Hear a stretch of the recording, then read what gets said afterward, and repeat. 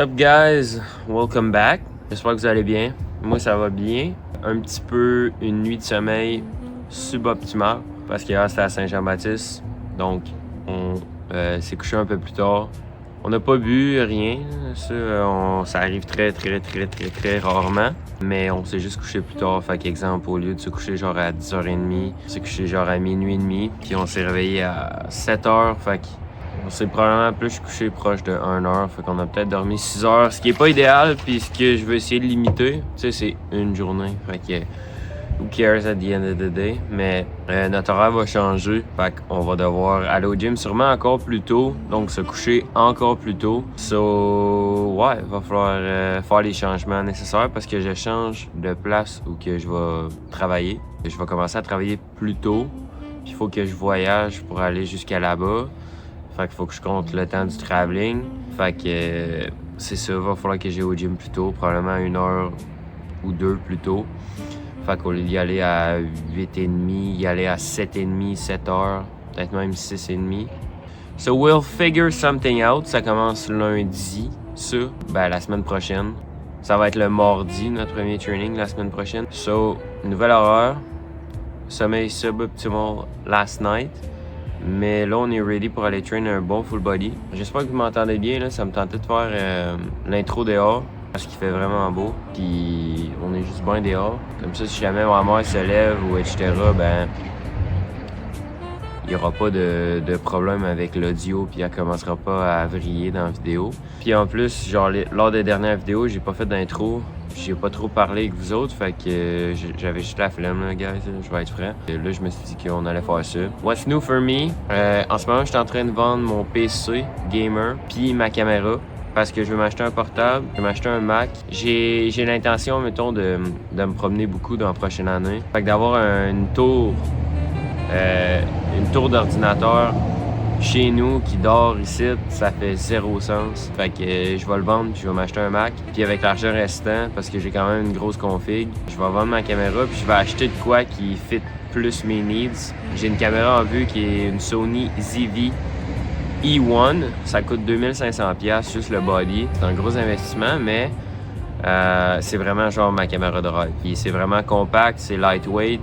Fait que je veux l'amener partout puis en voyage, genre, je veux vraiment filmer. Il faut vraiment que je filme tout. J'aime le gym, puis le contenu va rester par rapport au gym aussi. Mais man, voyager, c'est genre ma passion numéro 1. Fait que si je peux faire du content comme je faisais l'année passée à New York, plus faire des gym vlogs, puis continuer de pousser mon coaching business, puis continuer de parler du gym, de la diète, donner des tips, tant mieux, là. C'est ça que je veux faire. J'aimerais ça faire des high quality YouTube vidéos de voyage, des vlogs genre avec une vraie story puis tout ça, vraiment des shots cinématiques puis tout, puis faire des vidéos plus short sur TikTok de mes voyages aussi. Fait que comme je faisais l'année passée à New York pour ceux qui se rappellent, puis continuer de donner des tips par rapport au gym sur TikTok. Puis je veux dire, si je fais un vlog day in the life en voyage, c'est sûr que je vais m'entraîner. C'est sûr que ça va rester central à l'entraînement. C'est juste que je veux montrer plus que ça. Je veux montrer plus que ça.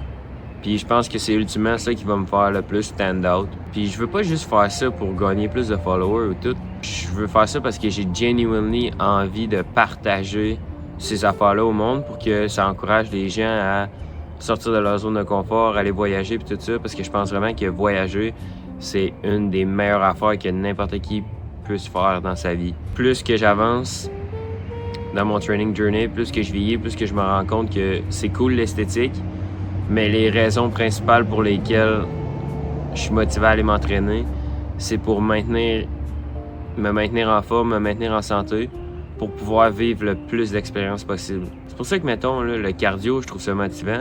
Parce que, est-ce que j'aime le cardio au même titre que j'aime la musculation? Non, pas en tout.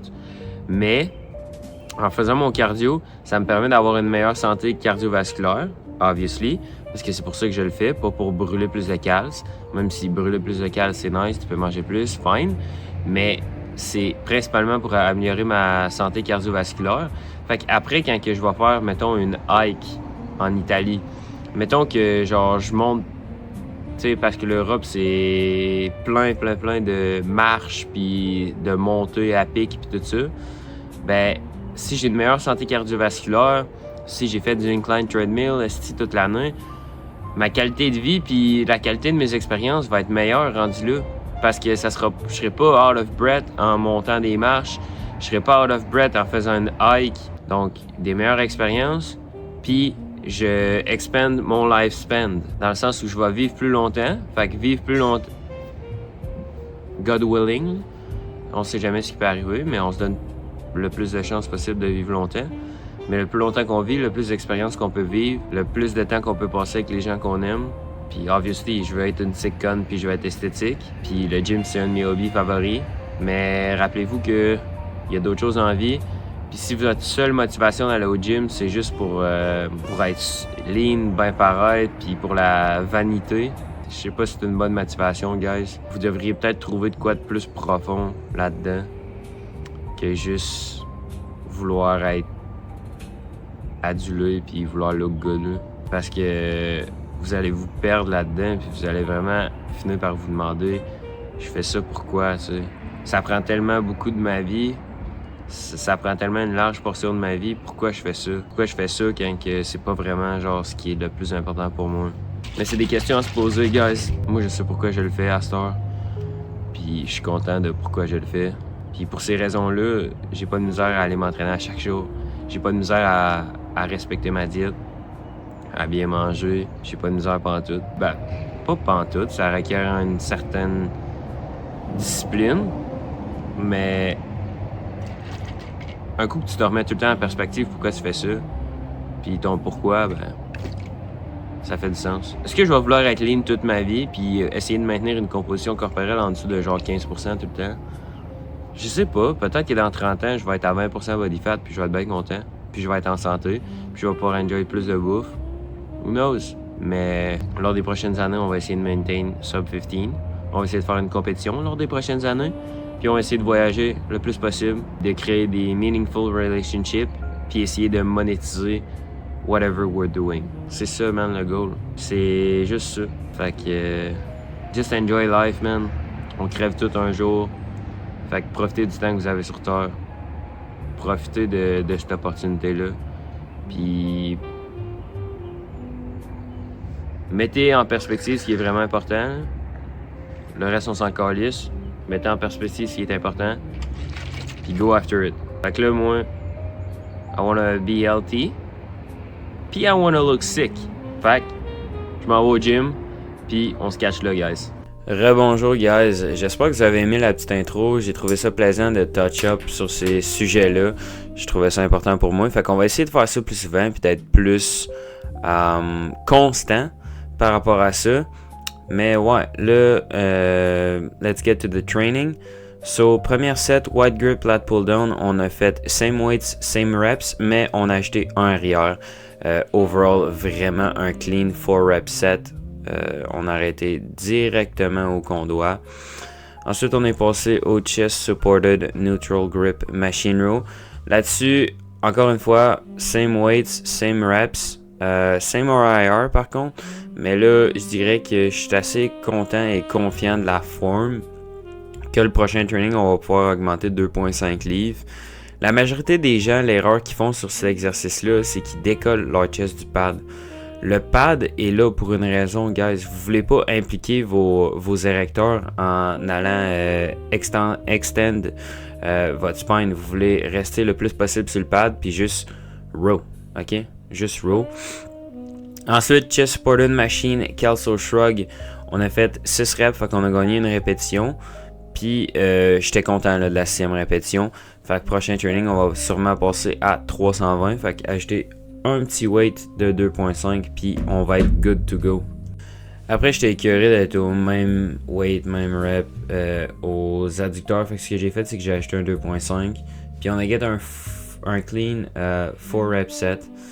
Fait que on va continuer de le progresser from there. La progression a été vraiment lente sur cet exercice-là, mais je pense que j'étais juste un petit peu trop stické sur la forme. Mais là, 4 reps vraiment clean. Après, on a dû passer direct au pec deck parce que la leg press pour faire nos mollets était pris. On a augmenté 2.5, puis ça, c'est vraiment un clean 4 rep set.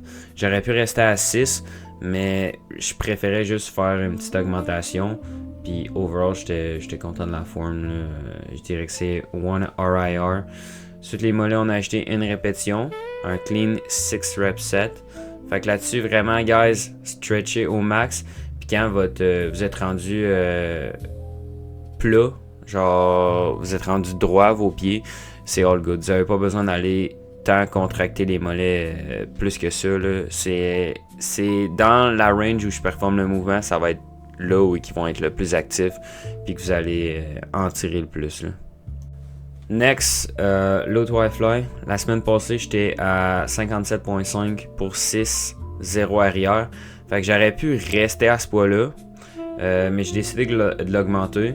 Puis là, j'ai fait 4 reps que je considérais être 0 arrière. Fait que ce qu'on va faire au prochain training, c'est qu'on va attendre vraiment d'être sûr d'avoir genre 1 arrière dans le tank. J'aurais pu rester juste à 6, mais honnêtement, j'aime vraiment plus genre augmenter le poids puis rester avec moins de reps. Mais genre 6 reps, c'est déjà un assez low rep count là, que vous pouvez très bien rester à 6 reps jusqu'à temps que vous soyez à 1 arrière. Exactement comme on a fait sur les lateral raise. Puis là, je pense qu'on est à 1 arrière. Là. Si vous checkez la forme, si vous checkez la dernière rep, je pense vraiment pas qu'on est à 0 arrière. Je pense vraiment qu'il nous en reste une dans le tank. Fait qu'on a été patient avec cet exercice-là. Je pense que ça fait 4 trainings d'affilée qu'on a à 6 reps. Le premier training, la forme était as. Le deuxième training, la forme était mieux, mais on était probablement à 0 arrière. L'autre d'après aussi. Puis là, je dirais qu'on est vraiment à 1 arrière. Fait que je crois que prochain training, on va pouvoir faire un jump. Mais, tu sais, pour des petits muscles de même, 2.5, c'est quand même un gros jump. Fait que, est-ce que je vais rester là jusqu'à temps d'être à 2 arrière? Ce qui est encore une super bonne set. Avant d'augmenter, ça se peut. Compte tenu des tendances précédentes, je pense qu'on va augmenter. Mais ouais.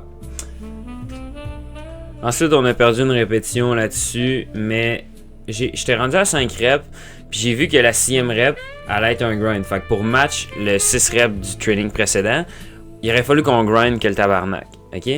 Mais l'affaire, c'est que on s'en fout des reps, on s'en fout du poids. Ce qui est important de training en training, c'est être à proximité de l'échec. Les reps puis le poids, c'est juste des outils pour t'amener là. Mais en réalité, là, on s'en calisse des reps, là. On s'en calisse du poids. C'est pas ça qui build la masse, là. Puis il y a tellement d'affaires qui vont influencer des variations de une rep d'un training à l'autre que c'est totalement dumb de juste aller grinder une rep juste pour matcher ta performance du training précédent. Parce qu'en réalité, t'es à la même proximité de l'échec. Fait que tu vas bâtir du muscle. C'est juste que tu vas utiliser plus de load quand tu vas avoir bâti plus de masse. Puis même si tu perds une rep, ça veut pas dire que t'as pas recover ou quoi que ce soit. Il y a plein de facteurs, encore une fois. Là, la set de Top Half Reverse Curl, j'ai reçu une notification avec genre Siri, fait que ça a comme arrêté de filmer. Mais j'ai get 6 reps, puis je vais rester là parce que je suis pas 100% sûr de la forme. Fait que jusqu'à temps que je sois bien good puis qu'il n'y ait pas de shoulder movement quasiment, je vais rester à 6 reps. Je suis vraiment pas dans un rush de progresser. Ensuite, leg extension, là, lors des dernières semaines, ça allait hyper bien. Mais là, aujourd'hui, same reps, same weight que le dernier training. Parce que, encore une fois, vous n'allez pas progresser chaque mouvement à chaque training.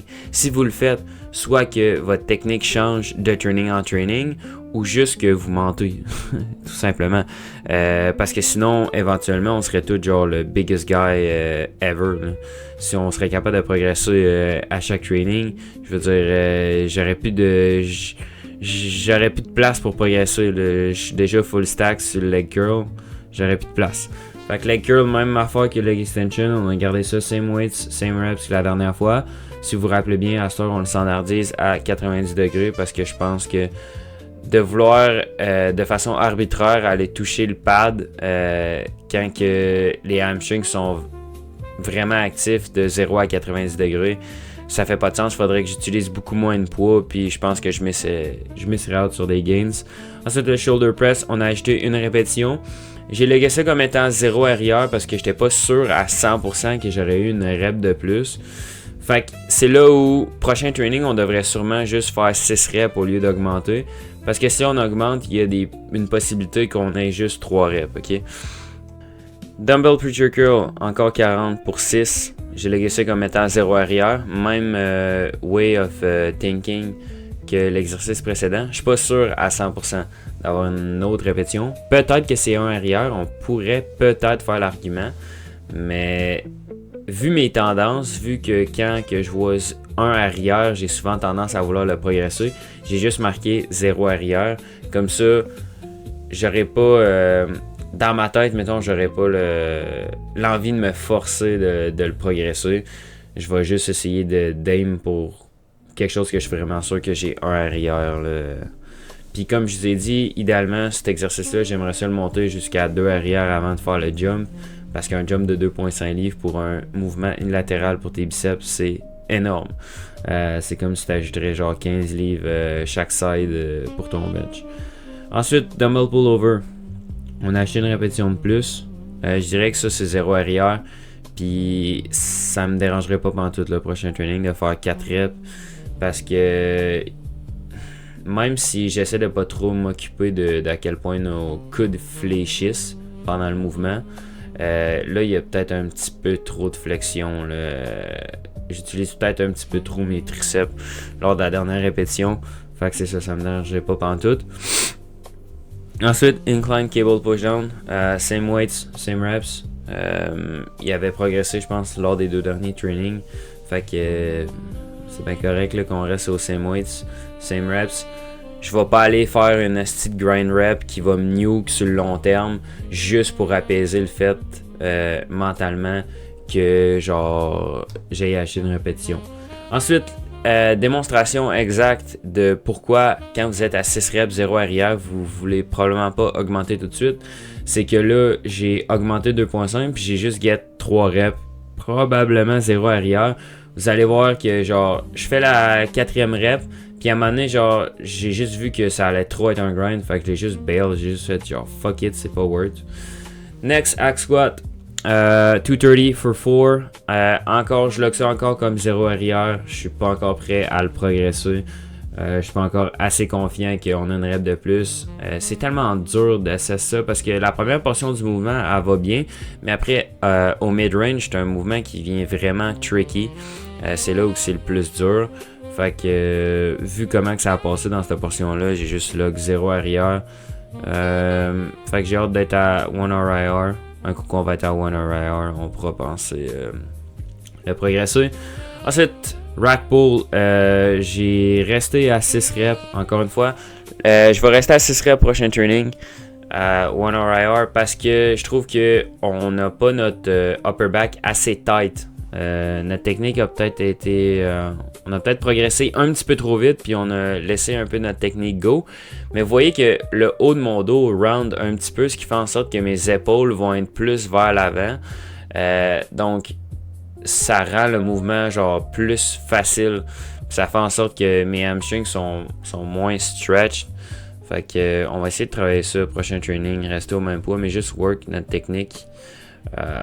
Après hip thrust, perfect set. Perfect set. 6 reps, 1 RIR, vous allez voir vraiment clean. Du moment où que genre je le sais que si je fais une autre répétition puis je vais avoir vraiment de la difficulté à le re-racker, c'est là que ça me dit que faut que je call le set. Fait que là vous voyez là, j'ai quasiment pas été capable de le racker comme du monde. Fait que genre une rep de plus, c'est sûr que je me rendais pas au run nécessaire là.